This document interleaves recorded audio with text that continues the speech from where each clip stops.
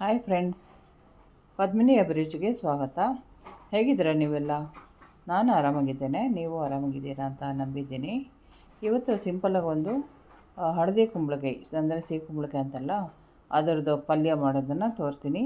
ಈ ಪಲ್ಯ ಬಂದು ಎಲ್ಲದಕ್ಕೂ ಸೂಟ್ ಆಗುತ್ತೆ. ದೋಸೆಗಾಗಲಿ, ಚಪಾತಿಗಾಗಲಿ, ಅಥವಾ ಏನೋ ಇಡ್ಲಿಗಾಗಲಿ, ಏನಕ್ಕಾದರೂ ಸೂಟ್ ಆಗುತ್ತೆ.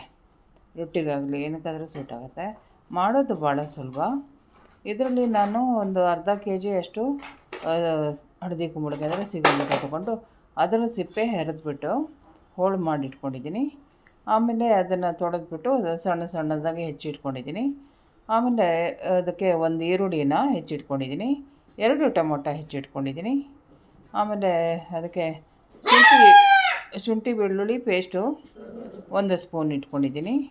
ಆಮೇಲೆ ಹಸಿಮೆಣಸು ಹಾಕಿದ್ದೀನಿ. ನಾನು ಇದಕ್ಕೆ ಒಂದು 6 ಹಸಿಮೆಣಸು ಹಾಕಿದ್ದೀನಿ, ಅದು ಖಾರದ್ದು.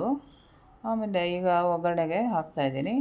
ಎಣ್ಣೆ 2 ಸ್ಪೂನು, ಸಾಸಿವೆ ಜೀರಿಗೆ 1 ಸ್ಪೂನು, ಆಮೇಲೆ ಕಡಲೆಬೇಳೆ 1 ಸ್ಪೂನು, ಉದ್ದಿನಬೇಳೆ 1 ಸ್ಪೂನು ಹಾಕ್ಬಿಟ್ಟು ಸ್ವಲ್ಪ ಅದು ಚಟಪಟ ಅನ್ನೋ ತನಕ ಬಾಡಿಸ್ತಾಯಿದ್ದೀನಿ. ಅದು ಚಟಪಟ ಅಂದಮೇಲೆ ಅದಕ್ಕೆ ಮೆಣಸಿನ್ಕಾಯಿ ಹಾಕ್ತೀನಿ. ಒಂದು 6 ಮೆಣಸಿನ್ಕಾಯಿ ಖಾರದ್ದದು ಅಡ್ಡ ಸೀಳಿ ಅದನ್ನು ಅರ್ಧ ಮಾಡಿ ಹಾಕ್ತಾಯಿದ್ದೀನಿ. ಅದು ಸ್ವಲ್ಪ ಬಾಡ್ತಿದ್ದಂಗೆ ನಾನು ಈರುಳ್ಳಿ ಹೆಚ್ಚಿಟ್ಟಿದ್ನಲ್ಲ ಅದನ್ನು ಹಾಕ್ತಾಯಿದ್ದೀನಿ. ಅದನ್ನು ಹಾಕಿ ಅದು ಬಾಡಬೇಕು. ಅದು ಸ್ವಲ್ಪ ಬಾಡ್ದಂಗೆ ಉಪ್ಪು ಒಂದು ಸ್ವಲ್ಪ ಅರ್ಧ ಸ್ಪೂನಷ್ಟು ಹಾಕಿದ್ದೀನಿ.